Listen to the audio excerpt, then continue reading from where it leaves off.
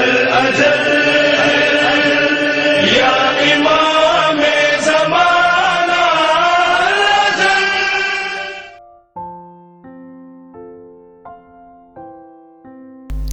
خطبہ فدق کے تناظر میں مہندوی معاشرے کی بنیاد.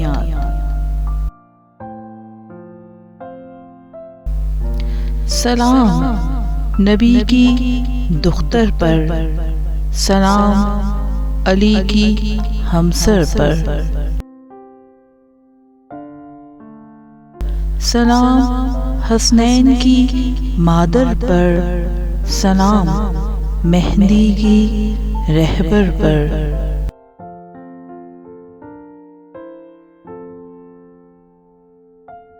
سلام اہل کسا کے گھر پر، سلام اہل نبوت کے ثمر پر.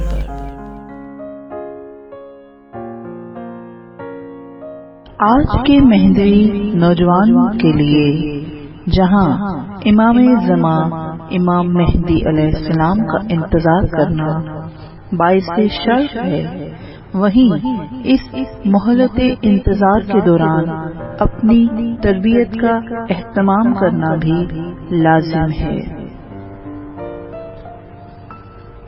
تاکہ امام زمان کا ظہور جلد از جلد ہو پائے. اس تربیتی عمل میں اعتقادات اور عملیات کے مختلف مراحل ہیں. امام مہدی علیہ السلام اور ان کے آباء و اجداد کے اقوال، ان کی سیرت اور ان کا طرز حال فکر ہمیشہ ہی آج کے مہندوی نوجوان کے لیے دعوت فکری کے تمام تر اسباب مہیا کرتا ہے.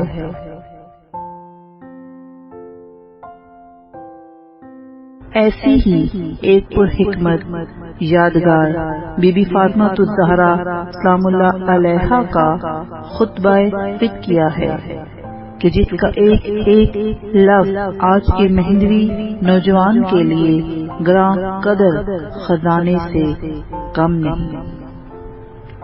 توحید کی بنیادی نکات بیان کرتے ہوئے بی بی فاطمہ الزہرا سلام اللہ علیہا نے اللہ کی توحید، دنیا کی خلقت اور بندگی کے مختلف لوازمات بیان کرتے ہوئے آخر میں فرمایا، اللہ اپنے بندے سے یہی چاہتا ہے کہ اس کا بندہ جنت کی طرف گامزن رہے.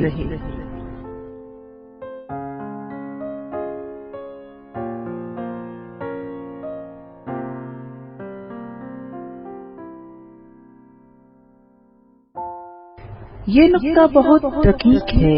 یہ محض اخروی جنت کی بات نہیں ہو رہی، اسی دنیا میں جنت جیسا سکون، اطمینان قلب اور آسودگی حاصل کرنا ممکن ہے، مگر شرط یہی ہے کہ اللہ کے بندے کے دل میں اللہ کی بات سمائی رہے. وہ نہ اپنے دل کی، نہ اپنے دماغ کی، نہ ہی اپنے نفس کی سنے، بلکہ صرف اللہ کی، اللہ والوں کی، نبی کی اور امام کی سنے، ان کی بات مانے اور انہی کے قول کے مطابق اپنی زندگی کو ڈھال سکے. ان کی سیرت کو اپنا کر دنیا اور آخرت کی تمام تر تنگو دو کرے، اور جب جب کامیابیاں اس کے قدم چومے تبھی اس دنیا میں اسے جنت کا سا مزہ ملے. یہی بی بی کا مقصود ہے کہ اللہ بھی یہی چاہتا ہے کہ اس کا بندہ جنت کی طرف گامزن رہے.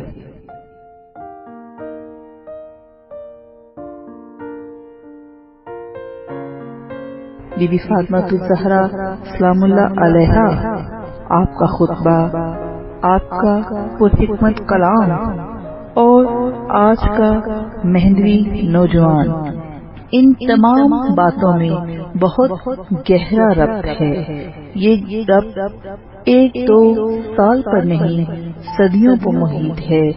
جب بی بی دربار خلیفہ اول میں کھڑی اپنا خطبہ پیش کر رہی تھی تو ان کا مقصود نظر، ان کا مخاطب صرف وہاں بیٹھا ہوا انسان نہ تھا، بلکہ آنے والے دور کا ہر نوجوان، ہر پرسوز دل تھا جو اللہ اور اللہ والوں کے لیے سوز و گداز رکھتا ہو، تہہ دل سے ان کی مان کر چلنے کا عزم رکھتا ہو۔